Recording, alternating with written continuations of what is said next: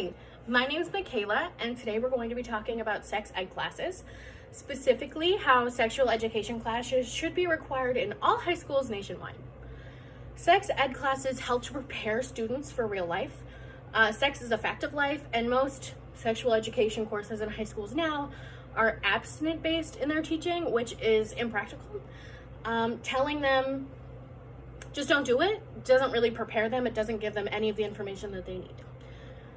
Sex ed classes allow students to feel more comfortable and informed about their bodies.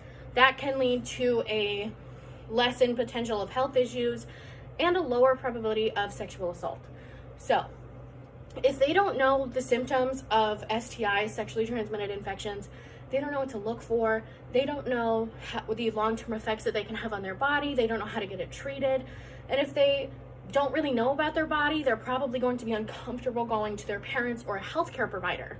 And if the parents are comfortable with the abstinent-based teaching, they're probably not going to be very okay talking to their children about this, and the children are going to be very uncomfortable going to the patient, so they're not going to be treated.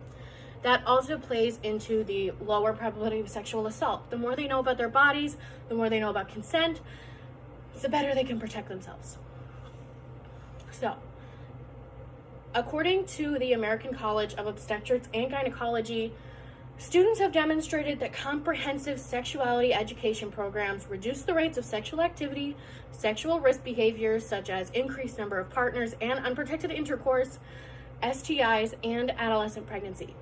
So, the more that they know about how to prevent STIs, how to treat STIs, and what it can do, a lot of STIs like herpes, gonorrhea, HPV, chlamydia can increase the risk of ovarian cancer in women. So it's very important that they know how their behavior, how their sexual behavior can affect them long term. So I have a guest today.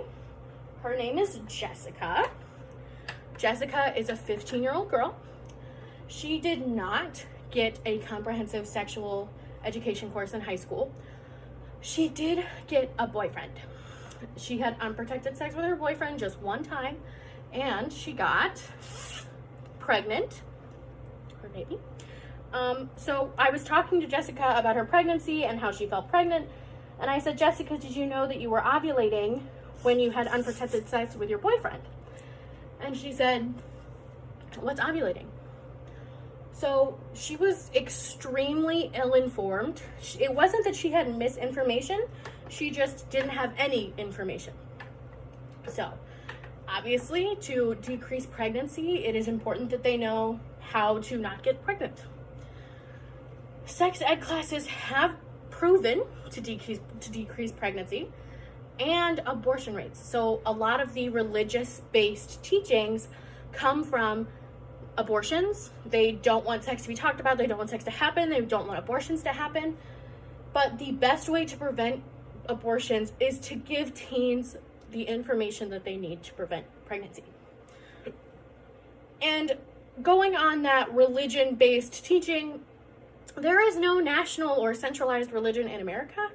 So it shouldn't be really anywhere in our education system. It just doesn't make sense. And it's not ethical. So, sex ed informs students about their bodies, lowering risk factors for disease and pregnancy. It takes away the awe factor, making it seem normal. Religion shouldn't be a part of this conversation. Any parent who is uncomfortable with their student taking a sex ed course could have benefited from a sex ed course themselves. Maybe sex wouldn't be such an uncomfortable topic for them, especially later in life as an adult who has children.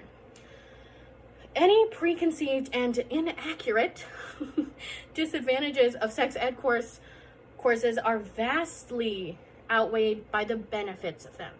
So I believe that sex ed classes should be required in all high schools nationwide. Thank you.